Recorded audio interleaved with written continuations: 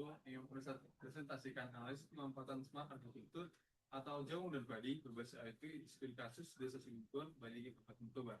Sebelum itu kan perkenalan diri dulu. Nama saya Tiensi Terus. Nama saya Dirun Siahan. Nama saya Tani Panjaitan. Saya Teofilus Yombing. Nama saya Amos Barimbing. Jadi dahulu, pertanian menjadi sektor penting bagi ketahanan pangan. Namun petani termasuk di Desa Simuntuan Bali masih menghadapi kendala seperti tergantungan musim, irigasi terbatas, dan sarang hama.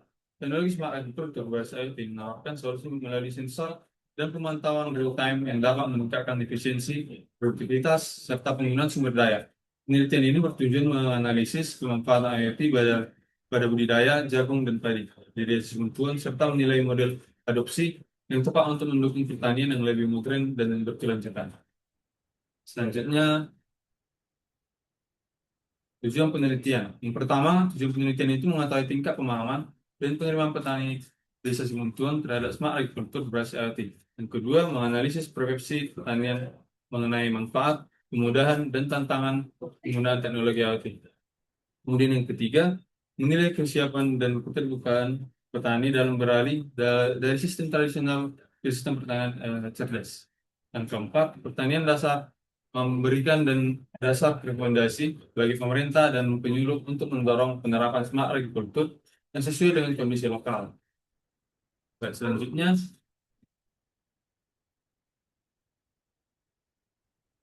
dari analisis kami mendapat 4 poin untuk hasilnya. Yang pertama itu kondisi pertanian. Dari kondisi pertanian terdapat 3 poin permasalahan, yaitu sangat bergantung pada musim hujan untuk mengairi sawah. Yang kedua, tidak ada data atau informasi langsung tentang kondisi tanah dan cuaca. Yang ketiga, kurangnya pengetahuan soal teknologi pertanian modern. 2. Pemahaman petani.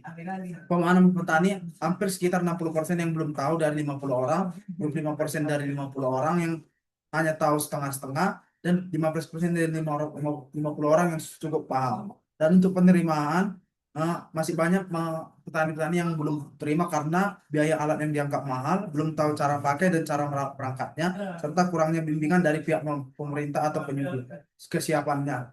Dari kesiapan desa tersebut terdapat 5 poin. Yang pertama, jaringan internet dan listrik sudah tersedia. Petani muda cukup semangat untuk mencoba hal baru. Namun dari kedua poin yang pertama itu terdapat 3 masalah kendala, yaitu modal petani terbatas dan belum ada tenaga lokal dan minim kepelatihan.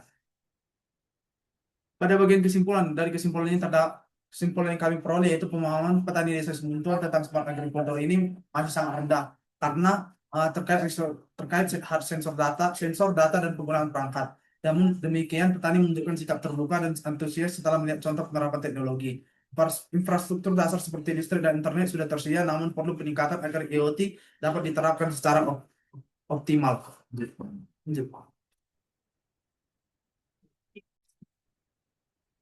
Kemudian pada bagian saran ada 7. Yang pertama itu menerapkan langsung perangkat IoT di lahan pada penelitian berikutnya. Kemudian menyediakan pelatihan sederhana untuk meningkatkan pemahaman petani. Kemudian mengembangkan model pendanaan berkelanjutan. Yang keempat, mengkaji kesiapan infrastruktur secara lebih detail. Yang kelima, melakukan penelitian jangka panjang terkait dampak IoT. Yang keenam, melibatkan petani muda sebagai pendamping teknologi. Dan yang terakhir itu, memperluas penelitian ke desa atau komunitas lain. Selanjutnya, konflik kepentingan. Di sini Pak Penulis menyatakan bahwa tidak terdapat konflik kepentingan dalam terkait ini. Seluruh proses pengumpulan data, analisis dan penyusunan laporan penelitian dilakukan secara mandiri tanpa adanya pengaruh dari pihak luar, sponsor maupun kepentingan tertentu yang dapat mempengaruhi hasil penelitian. Sekian dari hasil presentasi kami. Jika ada salah kata, mohon maaf. Terima kasih. terima kasih. Zaman ini? Ini matikan aja. Siap. Gak usah di sini